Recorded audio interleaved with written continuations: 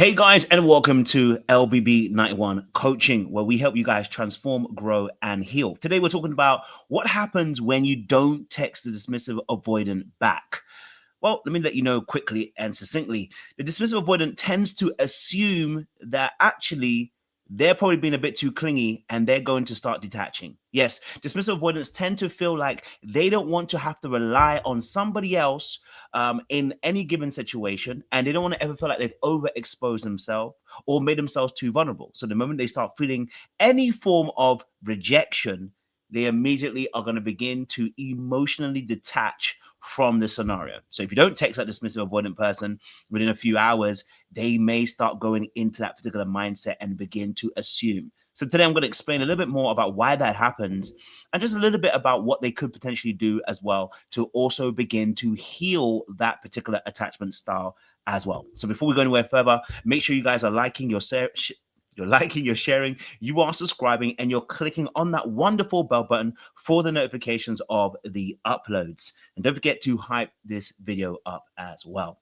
Okay, so talking about dismissive avoidance, I want to also first and foremost, give you a little bit of an introduction in terms of who dismissive avoidants are. Okay, there was a great observation done by John Bowlby, who's a British psychologist, who saw with young children how they would react to their caregivers. And what he discovered was that our childhood impacts oftentimes our adulthood relationships. So dismissive avoidants are people that are built on emotional self-sufficiency. They grew up in households where their emotional needs weren't necessarily taken care of. They believe their emotions mean weakness, which means being vulnerable is a state of openness that will leave me open to attack. And if that's the case, I don't want to do that. They avoid vulnerability, they minimize emotions, and they often choose logic over the connection. Again, because they assume that being emotional is being weak. Again, I'll explain this one more time. This is coming from a childhood that has actually began to rob them of the opportunity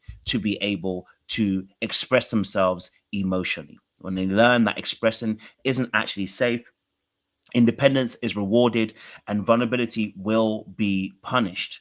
And if they can't rely on anybody else, they can only rely on themselves, which means being hyper independent.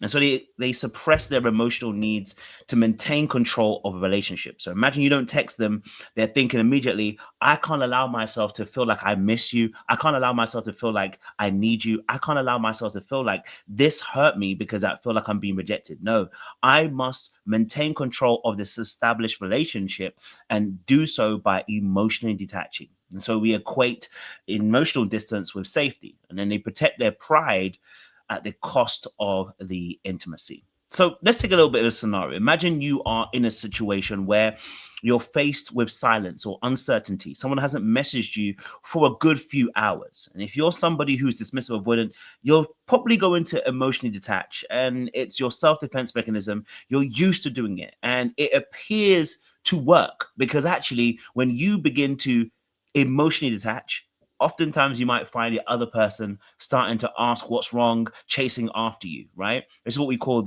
often the anxious and avoidant cycle.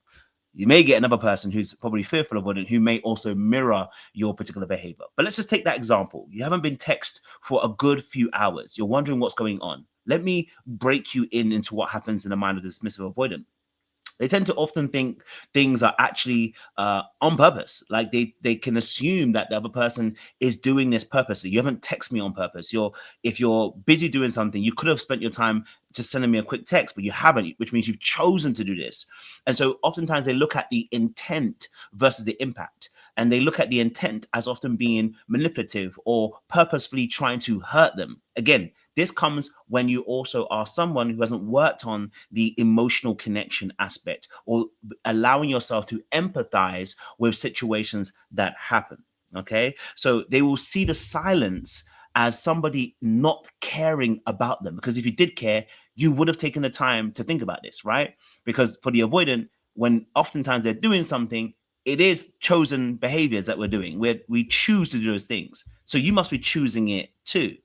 They would tell themselves, actually, do you know what? It's not even that deep. And really, they're feeling a sense of rejection. They're feeling a sense of weight. They maybe miss you, maybe like you. And they now find themselves frustrated that they actually like you because now they've given you power.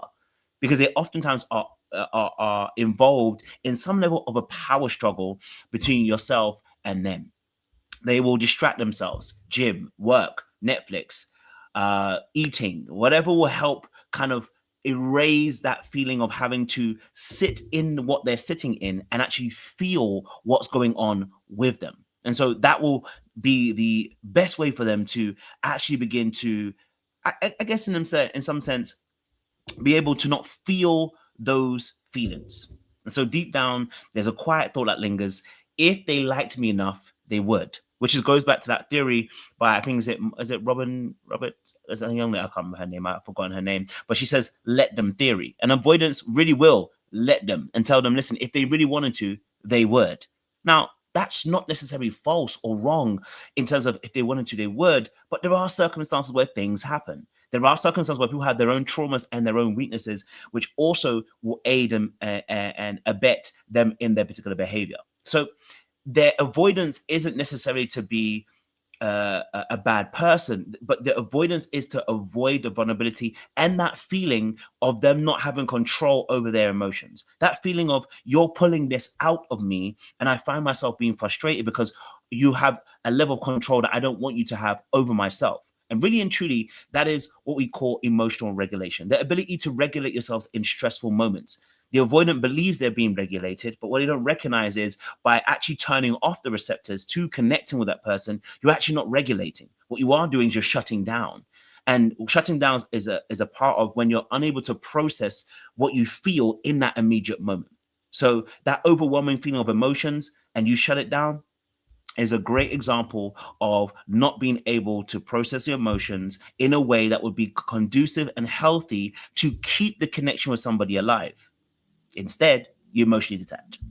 And so, depending on someone is vulnerable, it is risky, but you have to birth relationships by tried, tested methods, which is reaching out, connecting, talking, mutually having mutual experiences that begin to develop your taste and your liking for being able to co-regulate. What does co-regulate mean? In this essence, be able to share your feelings and your thoughts and be able to regulate your emotional system, your nervous system by doing so. When the scripture says the truth shall set you free. And actually, when you do start to tell the truth as a dismissive avoidant, you are going to see yourselves being set free. So let's talk a little bit about how this then can play into an aspect of us being more healed, choosing to move to a more secure perspective.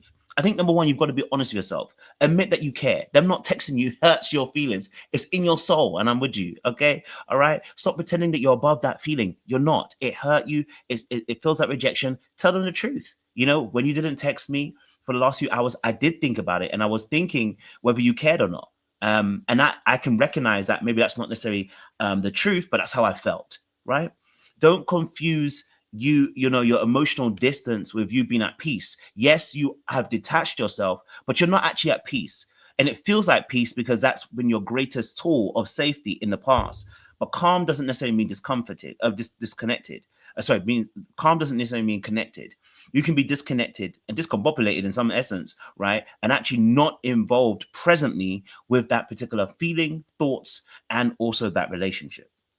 Number three, I think also practicing naming what you're actually feeling. Something I do with my clients is I get them to see an emotional wheel and I tell them to look at the emotional wheel and start naming some of their emotions. Why? Because I want to get you acquainted with actually how you're feeling. Let me show you the emotional wheel. I love it. Fantastic. That emotional wheel, there's so many emotions on it. We often have between 5 to 16 types of emotions going at one particular time. And so in that moment when the person doesn't text you back, you are thinking of several things at once. You think, is it rejection? You may feel let down. You may feel disappointed, which is under anger. But you also may feel sad. You also may feel a level of vulnerability, which can come underneath sadness and fear. You may feel not feeling good enough even in some aspects, right? And these also play an aspect into how you feel. And so there is a necessity to engage with those emotions, those uneasy feelings, which is what we talk about in emotional safety, which is really your ability to share your thoughts, your opinions, your ideas without the fear of harm, shame, embarrassment, guilt, being laughed at, in some sense of the word as well. And so all of these are very powerful emotions, and we don't want to subdue them just so we can say that we have regulated ourselves, which we actually haven't done. Allow yourself to grow and allow yourself to be open to small amounts, right? To be curious about why you needed to control the scenario, to be curious about why you had to dampen your actual feelings, to be curious about your own thoughts and your own feelings as well. Okay. Understanding that co regulation is not the bane or the villain here. The co regulation is actually the hero. If you can start to learn to actually express the truth to somebody, you're going to begin to start co regulating and calming down and recognizing that as you speak about your issues, you actually feel better about yourself. Why is that? Again, the truth will set you free, as I said before. So I want to say this one last thing. Avoidance might not say I miss you. They might do something to show they miss you, right? They might buy you a gift or turn up and do some acts of service. But you cannot underplay how important saying those words, I miss you, I love you, I care about you, this hurts, saying these real thoughts can really begin to build a bridge with other people. So yes, if you don't text the dismissive avoidant back after a couple of hours, their mind will assume rejection.